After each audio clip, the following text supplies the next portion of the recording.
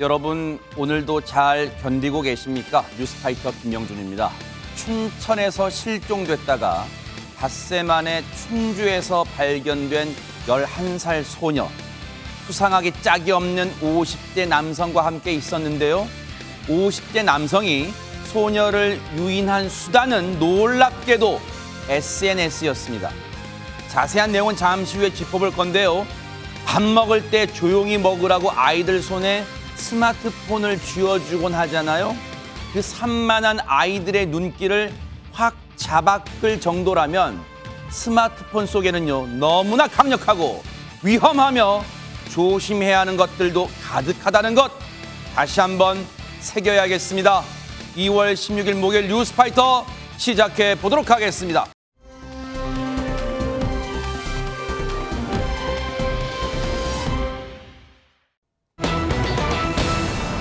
얼마 전 강원도 춘천에서 초등학생 실종 사건이 발생했습니다. 허지원 변호사님. 네, 사건 지난 12일 벌어졌는데요. 밤 10시쯤 강원도 춘천에 사는 초등학교 5학년 11살 정도 된 이 여학생이 자택에 있다가 사라졌습니다. 어허. 다음 날인 오전에 이 부모가 경찰에 실종 신고를 하면서 이게 알려지게 된 건데요. 당시 실종 신고 내용에 따르면 네. 이 여학생이 강원도 양양으로 가족들과 다 같이 여행을 다녀온 뒤에 집에 도착해서 쉬고 있다가 혼자서 갑자기 사라졌다는 거예요. 어허. 경찰이 조사를 해봤더니 실종 여학생이 자택을 나와서 혼자서 택시를 타고 춘천 시외버스 터미널로 이동을 했다고 합니다. 어머. 여기서 서울행 버스에 탑승을 한 것까지 CCTV 등을 통해서 확인이 됐고요. 어머. 그런데 이 여학생이 마지막으로 포착된 것이 잠실역 인근 CCTV였는데 어허. 여기서 휴대전화 신호도 끊겼고요. 이후에 SNS 활동도 전혀 하지 않아서 행방이 묘연한 상태였습니다. 세상에 11살 딸이 초등학생이에요. 혼자서 서울 갔다가 연락이 끊겼다. 부모 속은 얼마나 타들어갔을까요? 안진용 기자님, 세상에. 네, 그런데 이 여학생 실종한 지 닷새 만인 바로 어제 발견됐습니다. 아하. 네, 충북 충주시 한 건물 공장에서 이 경찰이 실종된 초등학생을 발견했는데 다행히도 무사한 상태였습니다. 그런데 놀라운 점은 네. 혼자가 아니었다는 거죠. 누구랑 있었어요? 이 초등생이 한 50대 남성과 함께 있었던 건데 경찰은 해당 남성을 현행범으로 체포했습니다. 일단은 무사히 발견돼서 찾아서 다행인데요. 지금 이 대목에서 미스터리한 점, 궁금한 점이 한두 가지가 아니라 일단 짚어볼게요. 자, 당시 춘천 지역에서 춘천에서 서울로 이동했는데 충주에서 발견됐어요. 그리고 그 옆에는 발견됐을 때 50대 남성 같이 있었어요. 대체 어떻게 된 일입니까? 허지원 변호사님. 이 50대 남성이 이 여학생에게 SNS로 메시지를 보내서 여기 충주로 와라 이렇게 꿰어낸 걸로 보입니다. 어머. 지금 SNS에서 메시지 내용을 보면요. 남자가 이 여학생한테 뭐 맛있는 밥 사주겠다, 친하게 지내자 이런 식으로 계속 초등학생한테 메시지를 보내서 자기가 사는 충주로 와라 이렇게 얘기를 한 것 같습니다.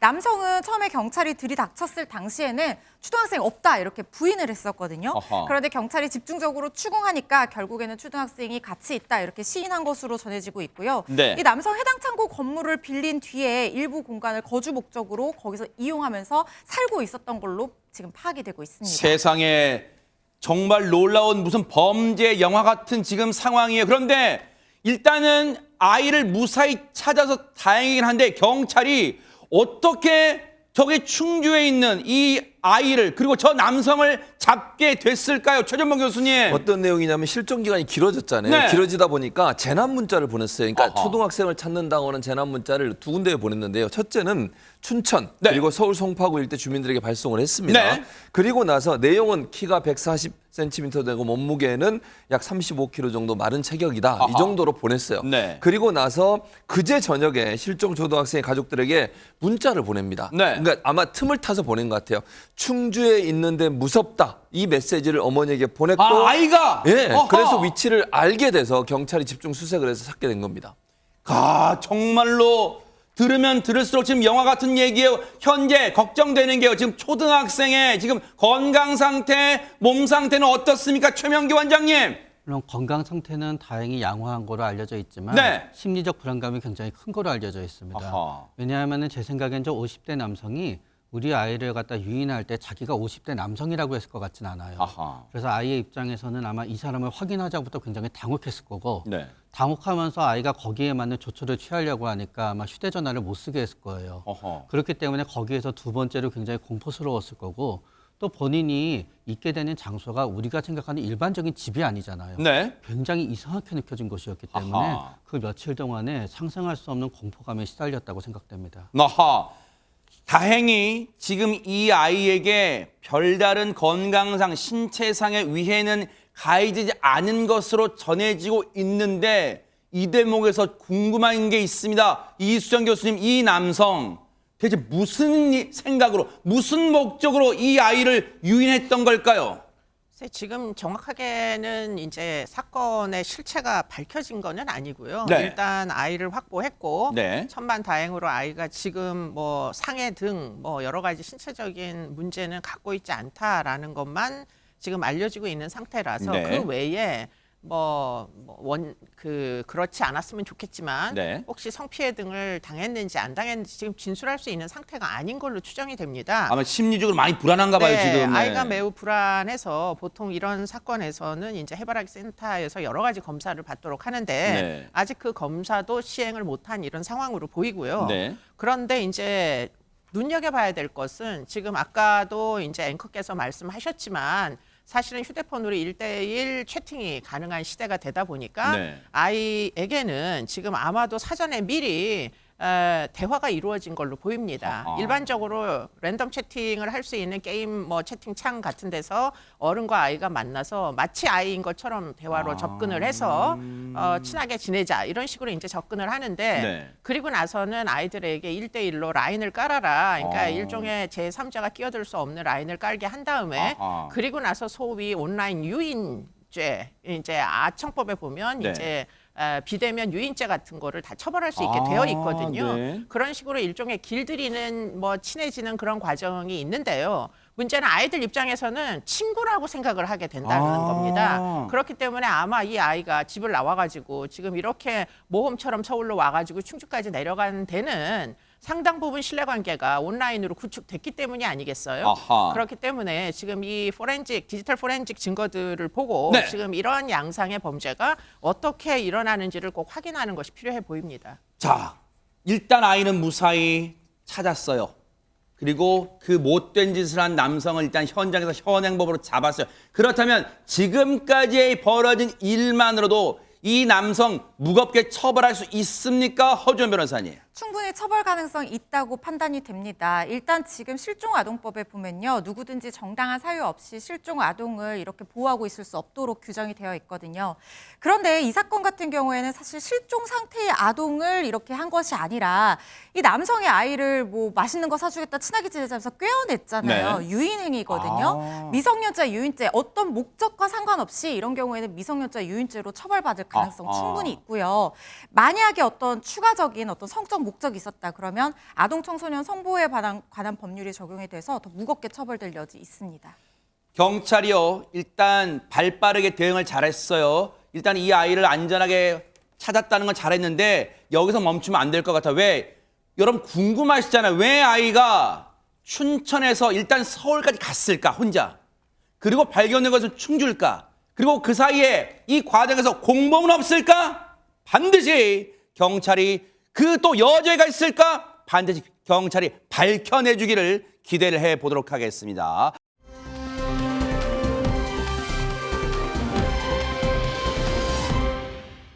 자, 그런가 하면 얼마 전 한 고속도로에서 아찔한 일이 벌어진 일도 있었습니다. 안진용 기자님. 네, 차선을 잘 유지하고 달리던 승용차 벼란간 날벼락에 떨어졌습니다. 과연 어찌된 영문인지 영상과 함께 설명드리겠습니다. 아하, 네.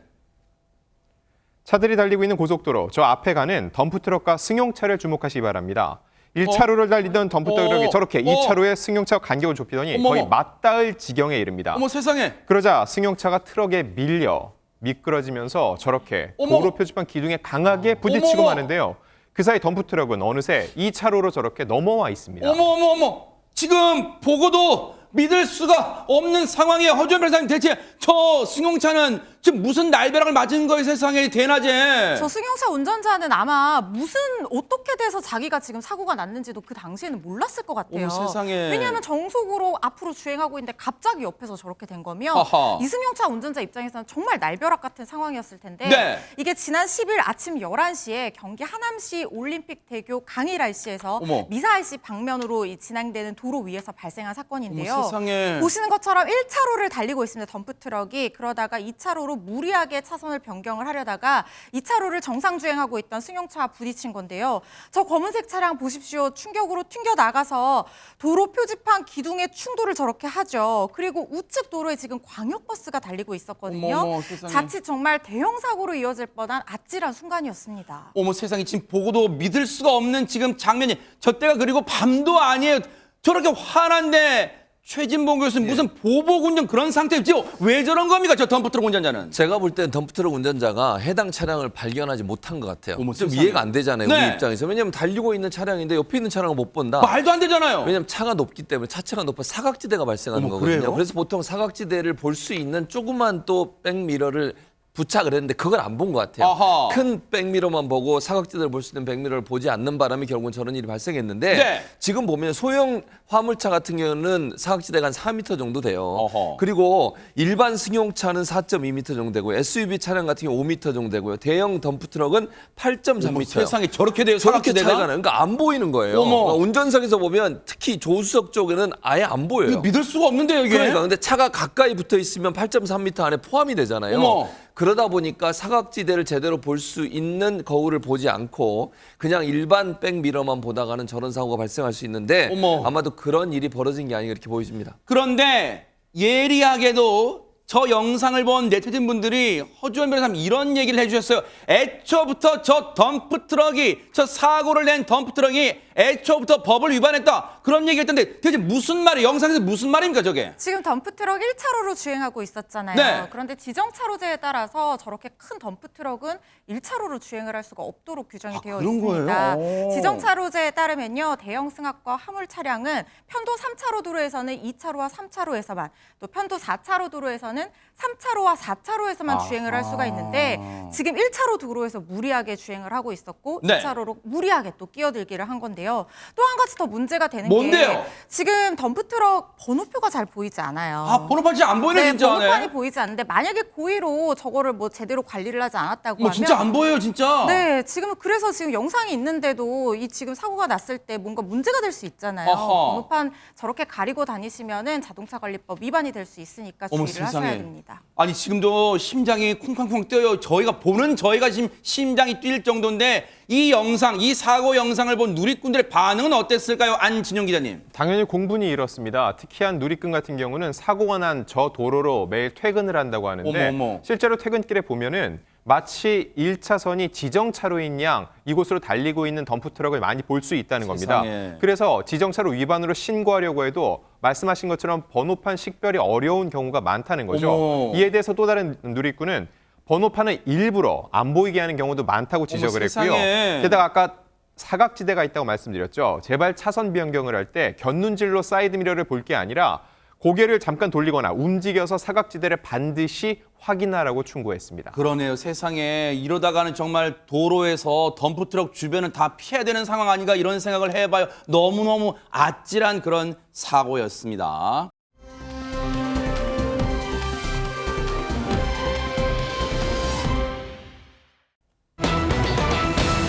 제목에서부터 벌써 긴장감이 확 느껴집니다. 안진영 기자님. 네, 지난해 크리스마스 전날인 12월 24일 남양주시 다산동에서 벌어진 일입니다.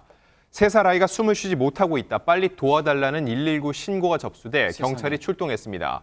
현장에서는 바닥에 누워있는 아이가 목에 무엇이 걸린 듯 숨을 못 쉬는 상태였는데요. 이 당시 아찔했던 현장 영상으로 준비했습니다. 영상이 있어요. 네, 보겠습니다. 네. 긴급 신고를 받고 어디론가 급히 뛰어가는 경찰관. 현장에 도착하자 오열하는 어머니 곁으로 바닥에 누워있는 아이가 보입니다. 아이고 세상에. 이 아이 사탕이 목에 걸린 듯 숨을 잘 쉬지 못하는 상태인데요. 어머. 촌각을 다투는 위급한 상황에 경찰은 즉각 응급 조치를 실시했습니다. 어머 세상에. 말 그대로 지금 현장은요. 1분 1초 촌각을 다투는 상황이에요. 당시에 이후의 상황에 녹음된 현장 어떤지, 녹화된 현장 어떤지 보시고 이어가 보도록 하겠습니다.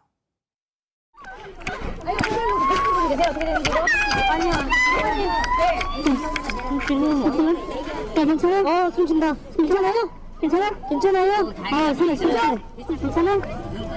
놀란 것 같은데? 일단 좀 눕히자. 네. 아유, 괜찮아요, 괜찮아. 아, 뭐라고? 숨을 쉬어, 애가. 숨을 쉬어, 애. 좀 된 것 같아서 일단 확인 한 번만 해주세요. 사탕 같은 거 먹자 그랬던 것 같은데. 아, 다행이다, 진짜.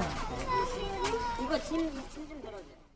아유, 보는 저희도 이제야 놀란 가슴을 쓸어내립니다만 지금 경찰이 긴박하게 어떤 긴급 조치를, 구호 조치를 했어요.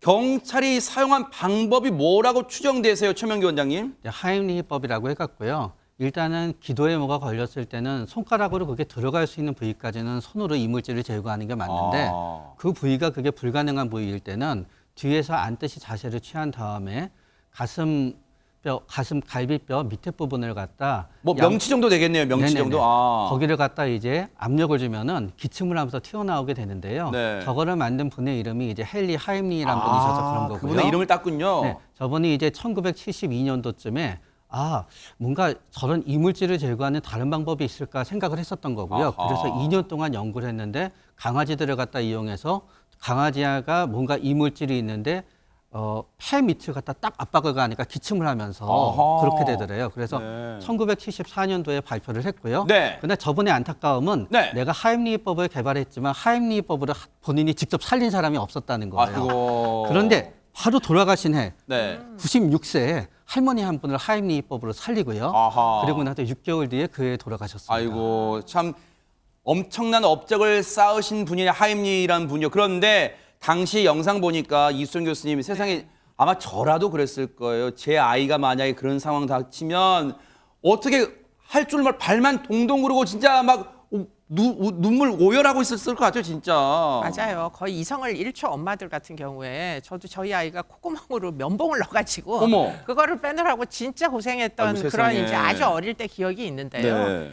재채기를 하거나 기침을 시키는 게 굉장히 중요하다고 지금 알려지고 있고요. 아하. 하임리히법도 역시 흉부를 압박을 해서 기침을 하게 되면 네. 자발적으로 기도에 막혔던 게 확 이렇게 쏟아져 나오기 때문에 네. 상당히 효과적으로 지금 아이를 구조할 수 있었던 것 같고 네. 문제는 3분 이상 대뇌 공기가 이제 산소가 공급이 안 되면은 뇌 손상이 온다고 합니다. 그렇기 때문에 지금 빨리 출동을 하셔가지고 지금 응급처치를 하신 저 경찰분 진짜 칭찬을 해드려야 되겠다 그런 그러네요. 생각이 듭니다. 어머 세상에.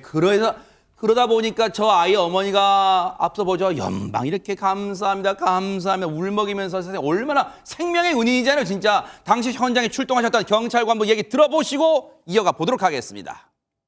어머니한테 여쭤봐서 걔가 사탕을 먹었다고 거꾸로 들어 올려가지고 안아서 저한테 하임리히법을 아이의 의식이 돌아오고 그 아이를 껴안고 눈물을 흘리는 부모님을 보니 그 집에 있는 아들이 생각나고 마치 내 아들을 구한 것 같은 그런 생각이 들 정도로 안도감이 들고 마음이 뿌듯했었습니다. 그래요. 다 그런 생각 마찬가지. 시청자분도 그런 생각 하셨을 거예요. 다 내 자식입니다. 대한민국엔요. 다 내 자식, 그런 부모의 입장으로 하면요. 정말 아름다운 일들만 다 일어날 거라 생각이 들어요. 정말 장한 일 하셨고요. 이분들 그냥 넘어갈 수가 없죠. 바로 남양주 남부경찰서입니다. 그리고 이 중에서도 다산 1파출소의 박범진 경장 그리고 최상현 순경 두 분요. 그리고 옆에 동료분들도 정말로 지금 이 순간에도 정말로 많은 일을 하고 계실 텐데요. 정말 전국의 경찰관 여러분들 감사의 박수를 보내드리겠습니다. 고맙습니다.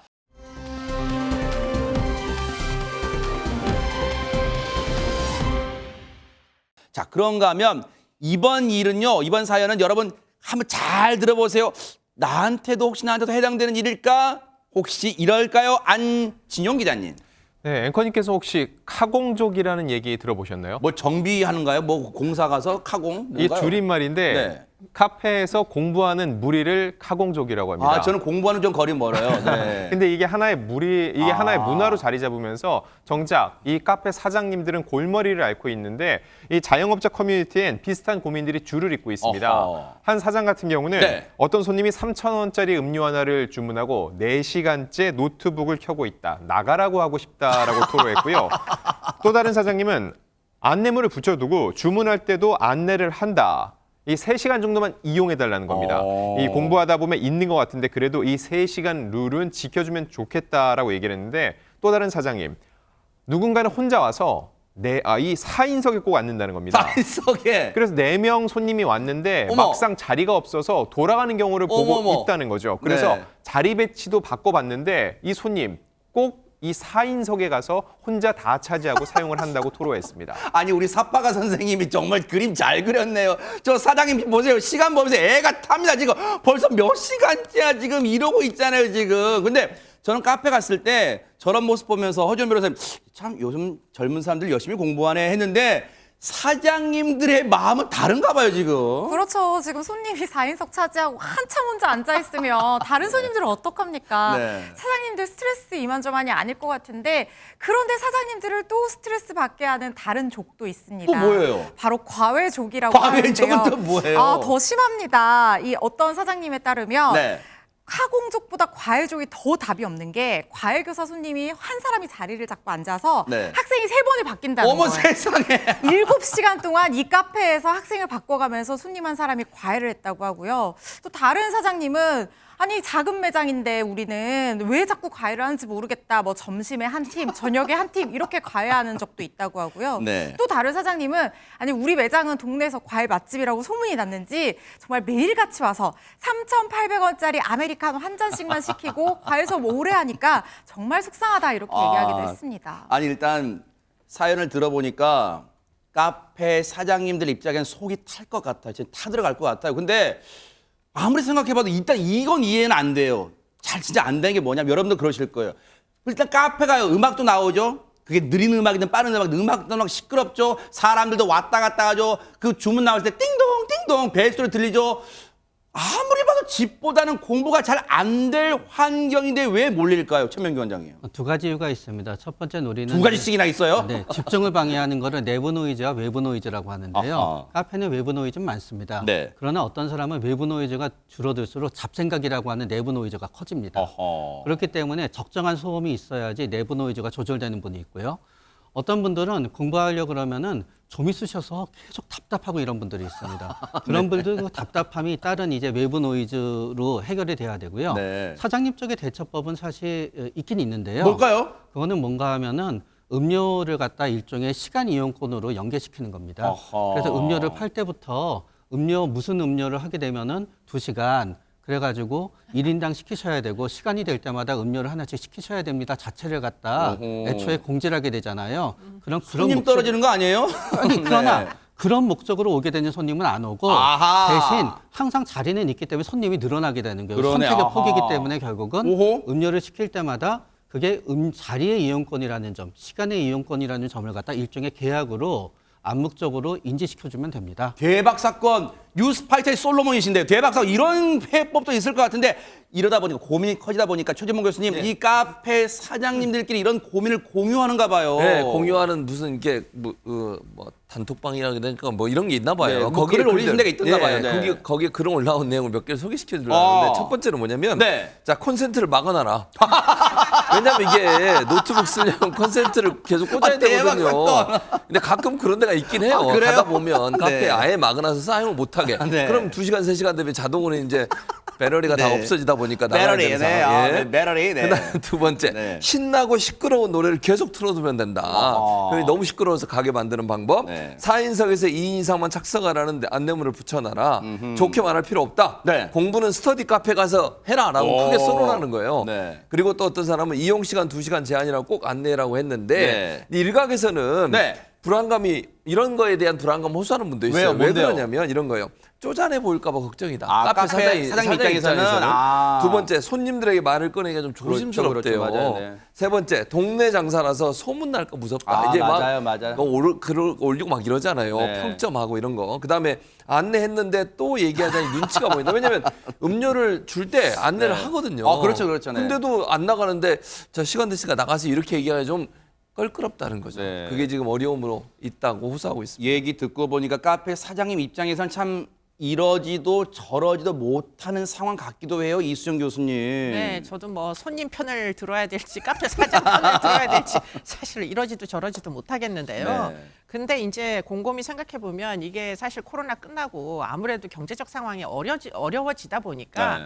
뭐 사실 가회 선생님도 사무실을 얻었으면은 될 텐데 그게 어렵고 하다 보니까 결국 카페는 사실 일종의 이제는 공공 장소처럼 그러네요. 됐잖아요. 그러다 보니까 이제 공유 오피스처럼 네. 카페에서 이제 업무를 보는 사람들이 늘어나다 보니 이런 네. 문제까지 발생하는데 뭐 방법이 없습니다. 아까 이제 그 말씀하셨지만 안내하는 수밖에 없어요. 아하. 여기저기 벽면에다가 네. 뭐 3시간 뭐 이상 좀 과하게 쓰지 마시라 이렇게 안내문을 네. 좀 구구절절히 붙여놓으시는 아하. 방법밖에 없지 않을까 싶습니다. 이 사연이 알려지면서 누리꾼들의 의견은 어떨지도 궁금해집니다. 안진영 기자님. 네, 일단 찬성하는 입장에서는요. 빈 카페보다는 누구라도 있는 게 낫다. 카공이라도 있어야 매장이 살지 않냐.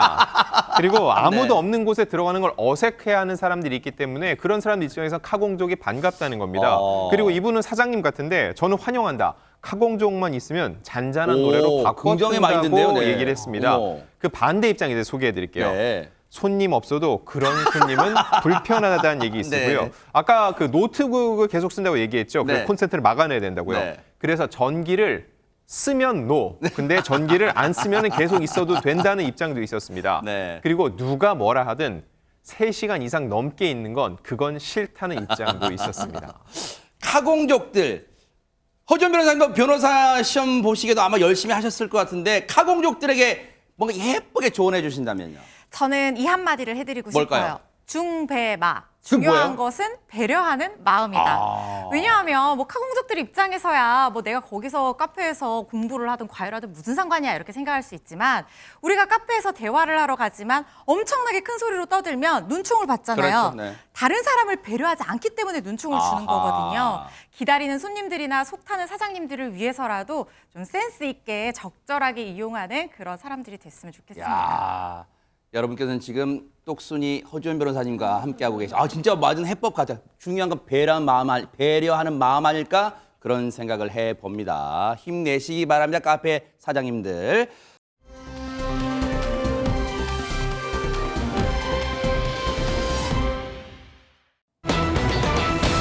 자, 분위기 바꿔봅니다. 불타는 트롯맨 준결승 듀엣 미션. 야, 근데 듀엣이란 건 뭐예요? 서로의 마음과 서로의 화음도 잘 맞춰야 되잖아요. 근데 아마도 이 팀은 환상의 짝꿍 소리를 듣지 않을까 싶어요. 영상으로 만나보시고 이어가 보도록 하겠습니다. 공훈의 공, 승민의 민, 우리는 공민 여러분! 국민 여러분, 힘워주세요! 나는 알아요, 당신을 떠날 그날이 내게 온 것을. 내가 없으면 외로움 속에 조용히 흐느낄 그 사람. 모든 것이 세월 속에 지워질 때면 그때만 알게 될 거야.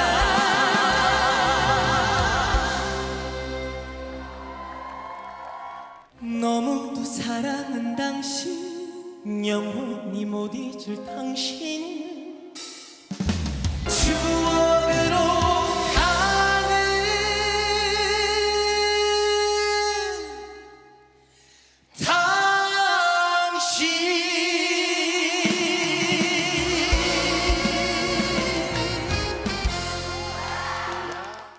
진짜 안진용 기자님, 노래 실력은 실력이지만 진짜 호흡, 환상의 듀엣이라고 손색이 없어요, 진짜. 네, 저도 동감하는데 네. 트로트 교과서라 불리는 공훈 그리고 국민의 아들 남승민 그래서 둘이 합쳐 공민 여러분으로 결성이 이름 잘 됐습니다. 지었네요. 네. 주현미 씨의 추억으로 가는 당신을 불렀는데 자, 첫 소절부터 노래가 끝날 때까지 잘한다라는 탄성이 터져 나왔고요. 남진 씨는 이렇게 얘기를 합니다. 뭐라고요? 솔로 가수가 트로트 곡을 듀엣으로 부르는 게 쉽지 않은데 두 사람은 마치 한 사람이 부르는 것처럼 완벽한 호흡을 어머. 보여줬다고 얘기를 했고 지금 영상 나오고 있죠. 제일 중요한 건 원곡자 주현미 씨의 평입니다. 주현미 씨, 본인은 좀 더 나이가 들어서 이 노래 불렀는데 20대 두 남성이 어떻게 부를지 궁금했는데 일단 내가 불렀던 감성은 아니다. 그런데 그것보다 뭔가 더 애절하고 애틋한 느낌이 있었다고 호평했습니다. 야, 허주연 변호사님은 국민 여러분의 무대를 보고 어떤 느낌 받으셨어요? 둘이 진짜 찰떡 같다. 아하. 찰떡궁합이다. 그런데 이 두 사람이요 사실 불타는 트롯맨에서 처음 만난 사이가 아니에요. 어머! 한 5, 6년 카페에서 전에 만난 사이는 아니겠죠? 카페에서 공부하다 만난 사이는 아니고요. 5, 6년 전에 이 공훈 씨가 이 군복무를 하다가 휴가를 나서 설특집 전국 노래자랑에 출연을 했는데 어허. 그때 고등학교 1학년생이던 이 남승민 남승민 씨를 씨, 네. 이제 만나게 된 겁니다. 어머, 진짜예요? 그래서 이제 둘이 약간 그때부터 뭔가 서로 통했나 봐요. 어머. 전화번호도 교환하고 친하게 지내다가 불타는 트롯맨에서 다시 만나게 된 건데 이야, 이런 인연이. 근데 불타는 트롯맨에서도 호흡 처음 맞춘 거 아니잖아요. 그래요, 우리 네. 본선 1차, 3차전 때 이 트롯파이브로 한 팀이 돼서 기억나네요. 그쵸? 네. 그때 나훈아 씨 친정엄마 듀엣으로 불렀잖아요. 네. 그래가지고 이 팀이 다 준결승 무대에 진출을 하게 됐던 그런 과거가 또 역사가 있죠. 네. 그리고 이번에 다시 만나서 추억으로 가는 당신 불렀는데 저도 주현미 씨의 추억으로 가는 당신 노래 너무 좋아하는데요. 그러니까요. 아. 둘이 진짜 환상의 콤비로 노래 너무 잘 불렀어요. 맞아요.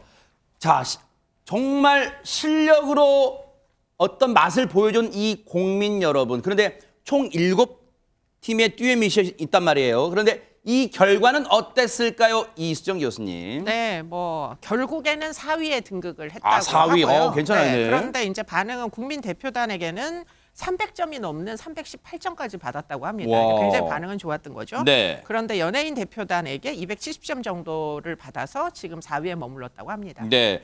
준결승 1라운드가 듀엣 미션이고 2라운드가 있으니까 또 한번 기대를 해볼 텐데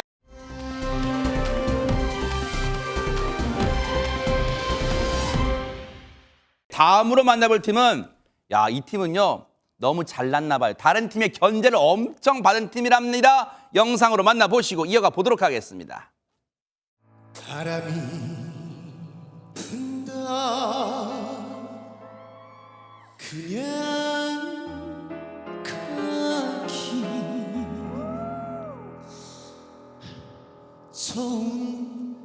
서운하잖아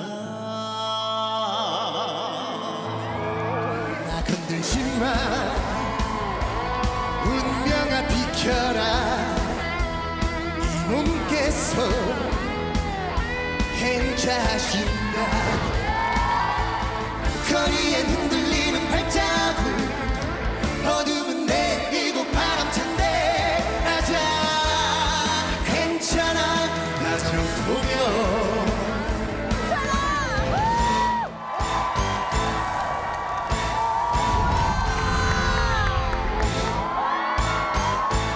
나야 나야 나 나야 나 밤늦은 골목길 외쳐보아도 젖은 그림자 바람에 밀리고 거리엔 흔들리는 발자국 어둠은 내리고 바람찬데 아자 괜찮아 나 정도면 아자 괜찮아 나 정도면 아자 괜찮아 왜 정도면 아자 최진봉 교수님, 와 대박입니다. 왜 다른 팀들이 견제를 했는지 알 것 같아요. 그냥 뭐 종합 선물 세트 같아요. 그러니까요. 지금 보시면 근데 지금 칼군무도 했죠. 물쇼 아까 유성 교수님이 그거 보시면서 별거 다 한다고 얘기하시던데 근데도 음이탈이 안 일어나요. 그러시잖아요. 저렇게까지 하고 아니 어머. 한 사람을 들고 앉았다 일어났다 하면서도 음이탈이 전혀 일어나지 않는다는 건 대단한 실력이거든요. 그리고 처음에 남진 씨를 이제 레전드로 선택이 됐을 때 미션곡 레전드로 선택하거든요. 남진 씨가 선택했을 때 한호성을 불렀대요. 오. 그러니까 아마 나야 나를 부르겠다는 작정을 한 것 야. 같고 박현호 씨가 뭐라고 그랬냐면 중현 씨하고 이런 얘기를 처음 만날 때부터 아무도 보여줄 수 없는 무대를 꾸미자고 약속을 야. 했대요. 그야말로 아무도 보여줄 수 없는 무대잖아요. 저게. 네. 그리고 김중현 씨도 여기에 대해서 이렇게 얘기했대요. 트로트가 어떻게 변할 수 있는 이렇게까지 변할 수 있구나. 라는 걸 보여주고 싶었다. 그래서 과감하게 여러 가지 행동을 했다고 얘기를 하고 있고 연예인 대표단들이 평가하면서 무슨 얘기를 했냐면 트로트계의 BTS다. 무대 기획력이 좋고 K-트로트의 가장 이상적인 팀인 것 같다. 라고 얘기를 했습니다. 근데 이 곡이 남진 씨 곡이잖아요. 이 원곡자인 남진 씨가 아까 영상 잠깐 보셨지만 입을 내내 벌리면서 좀 감탄했어요. 심사평은 어땠는지 한번 들어보시고 이어가 보도록 하겠습니다. 운명아 비켜라 정말 잘한다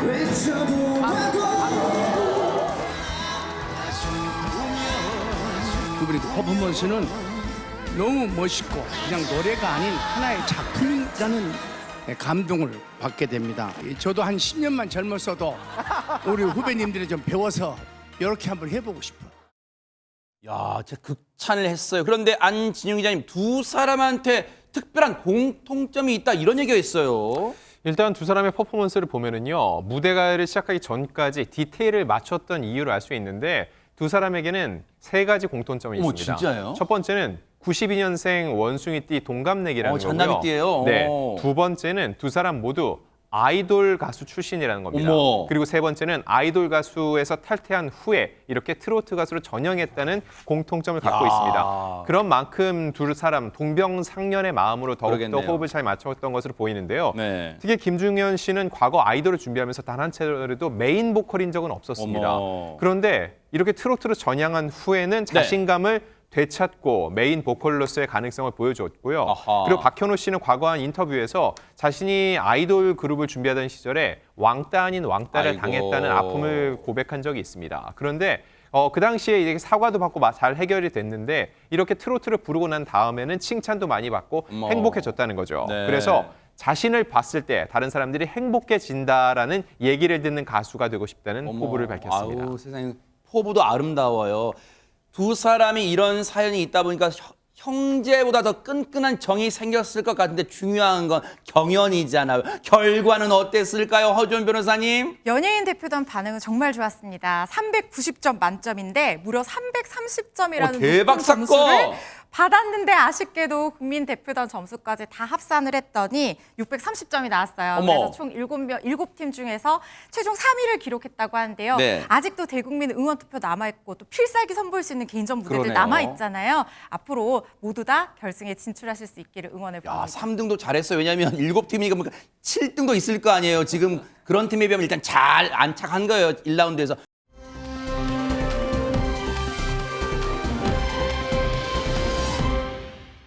그런데 다음으로 만나볼 이 듀엣 미션 조합은요.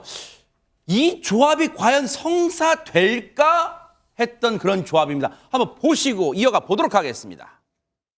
지금까지 불타는 트롯맨에서 이 조합은 본 적이 없습니다. 본인들은 시골쥐와 서울쥐의 만남이라고 부릅니다. 누군데? 이번 경연팀은 황금손!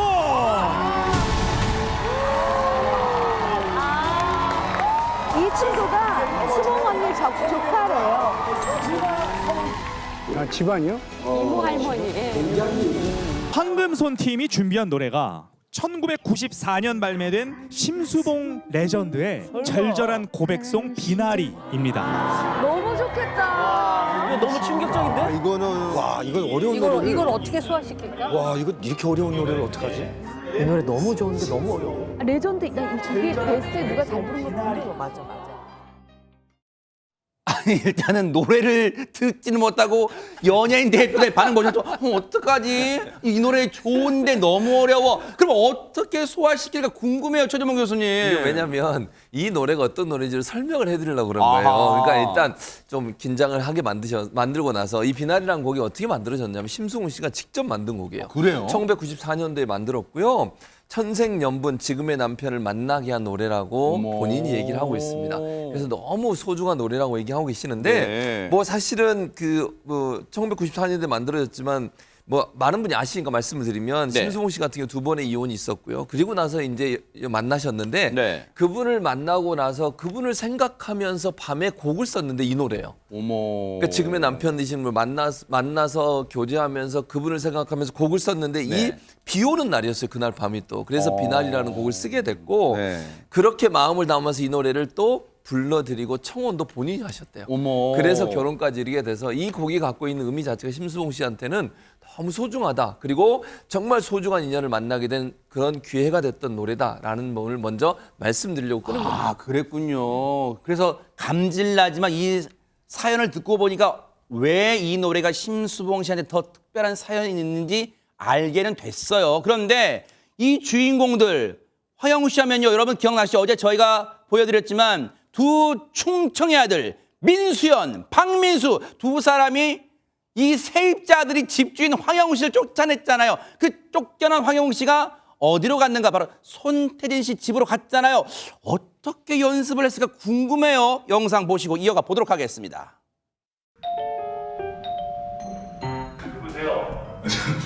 형 용인데요. 무좀. 집 나간 사람 아니야? 나는 이번 미션이 그 어떤 미션보다 더 중요한 게 우리 조모님 앞에서 처음 노래를 부르는 거야. 그 누구의 노래도 아닌 본인의 노래야. 근데 내가 너가 있어서 좀 이 팀적인 그리고 의지할 사람이 있게 되는 건 나 마찬가지고 이렇게 된 김에 1등 해야지. 그럼요. 박영선 화이팅! 자, 여기까지 보여드리니까 지금 난리가 난 게요. 아니, 미치고 환장하게 되니까 언제 보여줘요 무대를 하실 것 같으니까 지금 당장 보여드릴게요. 보시고 이어가 보도록 하겠습니다. 큐피트 화살이 가슴을 뚫고 사랑이 시작된 날 또다시 운명의 페이지는 넘어가네. 나 당신 사랑해도 될까요? 말도 못하고 우리 사랑 연습도 없이 벌써 무대로 올려졌네. 생각하면 덧없는 꿈일지도 몰라. 꿈일지도 몰라. 하늘이여 저 사람 언제 또 갈라놓을 거요. 하늘이여 간절한 이 소망 또 왜면 아이거요. 하늘이여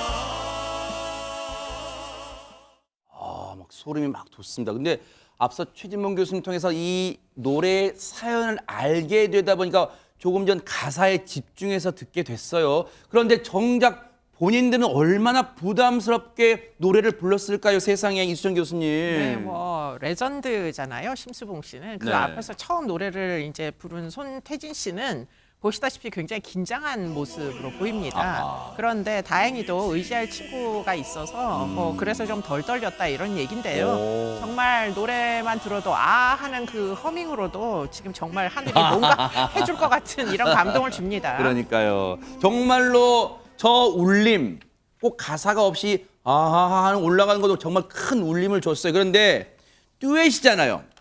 듀엣은 내 목소리도 중요하지만 남의 목소리와 조화를 이루어야 돼요. 최명규 원장님. 근데 왜 두 사람이 짝이 됐을까? 이거 배경도 궁금해요. 일단 두 분은 이렇게 들어보면은 목소리가 조금 낮은 쪽에 가 있을 때 강점이 있거든요. 아하. 그렇기 때문에 전체 멤버 중에 둘의 그런 공통점을 가진 사람이 이제 둘밖에 없었던 것 같아요. 그런 다음에 또 저 두 분의 발성은 굉장히 대화하는 듯한 발성이 있거든요. 그래서 우리가 아까 무대를 보면은 네. 같이 듀엣으로 비슷하게 이루어지는 구분은 굉장히 적게 되어 있고 어허. 오히려 허밍 같은 거로 처리하고 대부분 내가 대사를 하나 던지면 상대방이 대사를 하나 막으로 되어 있어요. 그렇기 때문에 대박이네요. 얼핏 생각하게 되면 듀엣인 듯 하면서 네. 듀엣이 동시에 하는 부분이 그렇게 많지 않았던 좋은 편곡을 할 수 있었던 거예요. 그럴 수도 있겠어요. 자, 그런데 중요한 건 미션이에요. 결과적으로 심수봉 씨에게 또 연예인 대표단의 귀에는 어떻게 들렸을까요? 안진영 기자님. 네, 일단 이 노래 아까 고백송이자 청혼송이라고 얘기를 했죠.